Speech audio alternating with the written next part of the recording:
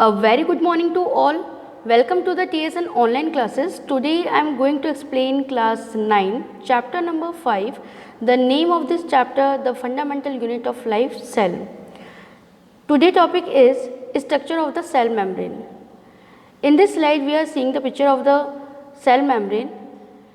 Outside of the cell, here it is a lipid bilayer and it is the proteins and is a transport protein. Now inside of the cell is a cytoplasm. The next is process diffusion. The movement of substance from a region of a high concentration to a region of concentration on it's called diffusion. The structure of the cell membrane part I have already explained to you a previous part of this chapter. The process of diffusion, it shows the movement of the substance from a region of the high concentration to the low concentration. It plays as an important role in gaseous exchange between the cell as well as the cell and its external environment. Gases को जो gases का exchange है उसके अंदर diffusion process बहुत ही important role play करता है.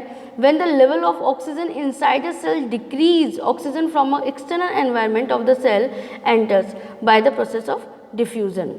Now what is osmosis? Osmosis is the passage of water from a region of high water concentration to the region of the low water concentration through a semi permeable membrane. Semi permeable membrane जिसे कि अर्ध पारगम्य झिल्ली कहा जाता है, जो कि बहुत सेलेक्टिव जो मेंबर्स होते हैं उन्हीं को एक रीजन से दूसरे रीजन के अंदर पास करने के लिए अलाउ करती है. तो ऑस्मोसिस वो प्रोसेस है जिसके अंदर जो वाटर है वो हाई वाटर कंसंट्रेशन से लो वाटर कंसंट्रेशन की तरफ जाता है. A membrane which permits the entry and access of some material in the cell is called a semi permeable membrane. वो मेम्ब्रेन जो कि कुछ सेलेक्टिव मेंबर को ही परमिशन देती है एक रीजन से दूसरे रीजन के अंदर आने के लिए, उस मेम्ब्रेन को हम सेमी परमेबल मेम्ब्रेन कहते हैं. And it also prevents movement of some material, और ये कुछ ही मटेरियल्स को मूव करने के लिए अलाउ करती है. Now it is a important topic, active and the passive transport. What you understand by the active and the passive transport? Substances may pass across the membrane without or with expenditure of energy. Active transport, substance pass the membrane with a consuming ATP. Passive transport, transport substance pass the membrane without consuming ATP. Active transport वो transport है जिसके अंदर substance जो हैं वो पास होते हैं और ATP इसमें कंज्यूम होती है. पैसिव ट्रांसपोर्ट के अंदर substance pass the membrane without consuming ATP. जो सबस्टेंस है वो मेम्ब्रेन में से पास होते हैं लेकिन उसमें किसी भी तरह से ATP कंज्यूम नहीं होती. Bulk transport, large amount of substance and food particles across the plasma membrane. The process of bringing the bulk of materials from outside by a formation of a endosomes is called endocytosis. So here one mark question. What is the means of the endocytosis? Endocytosis is the process, the bringing of bulk of material from outside by the formation of the endosomes.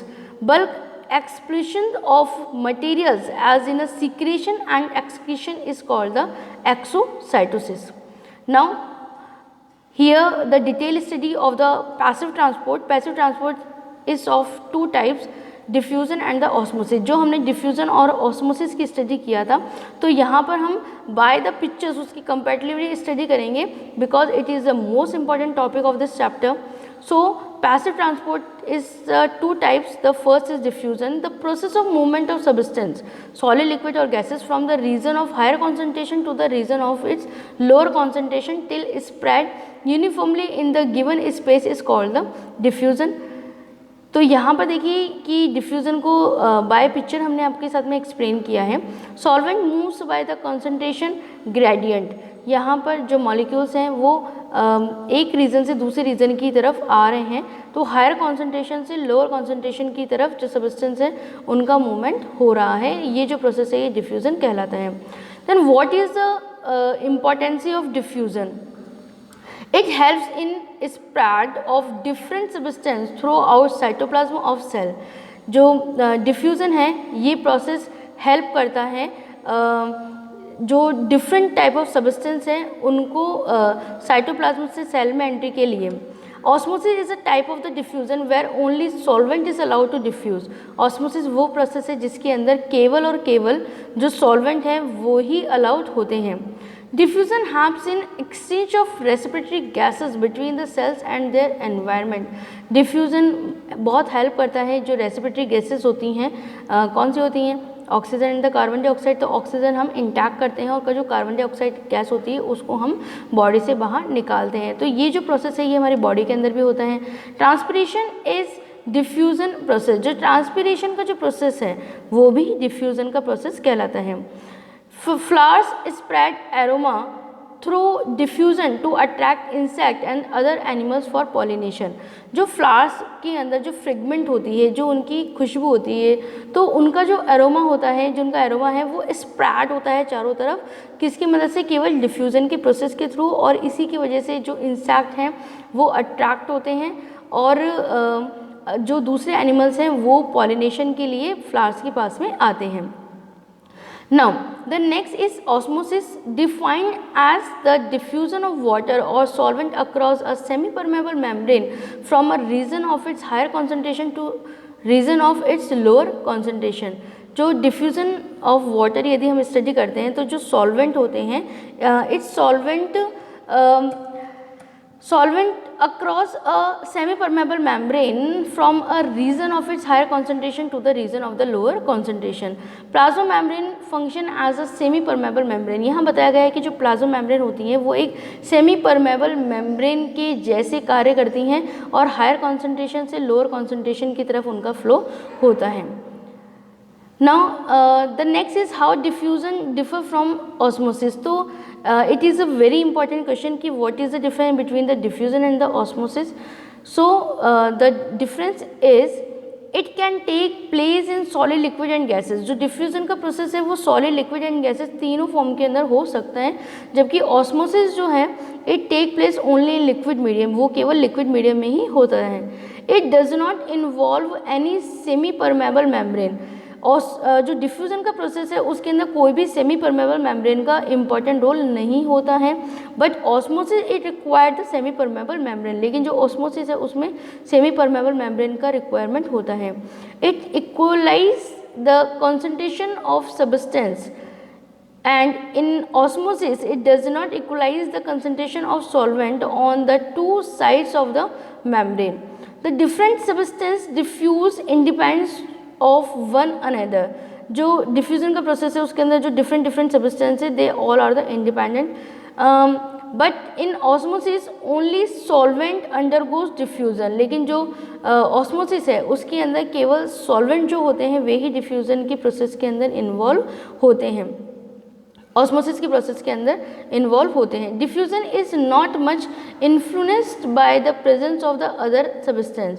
जो diffusion का जो process है इसमें other substance की जो appearance है उससे वो इन्फ्लुएंस नहीं होता, लेकिन ऑस्मोसिस का जो प्रोसेस है it is influenced by the concentration and type of a solute particle.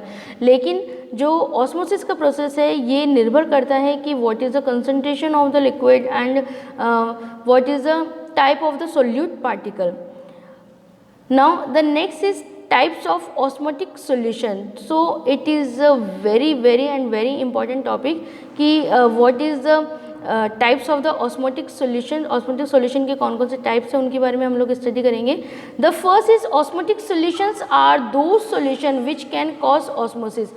osmotic solution वो solution है जिसके अंदर they cause osmosis। They are three types। The first is hypotonic solution, the second is isotonic solution and the third is hypertonic solution। The hypotonic solution which has an osmotic concentration lower than the another solution।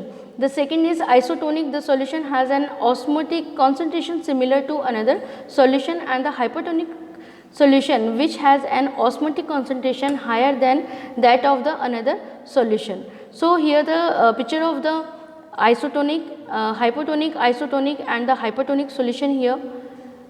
Now the next is types of osmosis. Osmosis कितने types का होता है? The first is endomosis and the second is exomosis. The endomosis, osmotic entry of water into the cell or system. The second is exomosis, osmotic withdrawal of water from a cell or system. When we place the cell in a higher concentration, the water come out the cell by a process called the एक्समोसिस. यदि हम cell को higher concentration वाले solution के अंदर रख दें तो जो वाटर है वो its comes out to the cell, वो सेल के बाहर आ जाएगा. It is called the process of the exosmosis. इसको हम एक्समोसिस प्रोसेस कहते हैं. When we place the cell in lower concentration, जब हम सेल को लोअर कॉन्सेंट्रेशन में रख देते हैं, then water enter in to the cell by a process called the endosmosis. और यदि हम लोअर कॉन्सेंट्रेशन के अंदर सेल को रख दें तो वाटर जो है वो उसके अंदर सेल के अंदर एंटर हो जाएगा, तो इसको हम एंडोमसिस प्रोसेस कहते हैं. तो इसका जो एग्जाम्पल है, जो किशमिश है, वो इसका बेस्ट एग्जाम्पल होता है. तो हमने देखा है कि भाई जो किशमिश है जब उसको पानी के अंदर रख दिया जाता है कुछ समय के लिए तो क्या होता है, वो जो स्वेलअप हो जाती है ना, तो ये जो प्रोसेस होता है ये जो एंडोमसिस कहलाता है. Now next is the cell wall and plasma membrane are similar in function. क्या लगता है आपको कि जो प्लाज्मा मेम्ब्रेन होती हैं, जो सेल वॉल होती है, क्या ये फंक्शन के अंदर एक जैसी होती हैं? What you think about it? So no, ऐसा नहीं होता. सेल वॉल और जो प्लाज्मा मेम्ब्रेन होते हैं, इन दोनों के जो फंक्शन होते हैं कुछ सिमिलर कुछ डिफरेंट टाइप के होते हैं. अब वो क्या होते हैं वो उसकी स्टडी हम लोग यहाँ पे कर रहे हैं. Cell wall occurs in a plant cell. जो सेल वॉल होती है वो केवल प्लांट सेल में ही पाई जाती है. प्लाज्मा मेम्ब्रेन जो होती है वो प्लांट सेल और एनिमल सेल दोनों में ही पाई जाती है. It lies on the outside of the cell. ये सेल के आउटसाइड में होती है. और जो प्लाज्मा मेम्ब्रेन होती है is lies on the outside of the animal cell and inside in plants. Rigid and thick. जो सेल वॉल होती है वो रिग्ड होती है, थिक होती है. Cell wall is a permeable होती है, is a formed of cellulose and hemicellulose and pectin and provide the protection and strength of the cell. But the plasma membrane is a flexible and the thin, is a selective permeable. Lipids and proteins with the small member of the carbohydrates and holds the cellular contents and the controls of passes material. So I hope कि आज का ये जो topic है वो आपको बहुत अच्छे समझ में आया होगा. It is a very important question, difference between the cell wall and the plasma membrane, and it's a very important question also. Types of the osmosis and types of the solution, osmotic solution, and the difference in between the diffusion and the osmosis. ये 1 marks और 3 marks के दोनों types के questions के अंदर आपका आ सकता है. और जो डायग्राम्स हैं उनकी भी आप बहुत अच्छे तरीके से स्टडी करें, उनकी बहुत अच्छे तरीके से आप प्रैक्टिस कर लें. सो आई होप कि it's a very helpful video to you for the class 9th chapter number 5. Thank you very much class.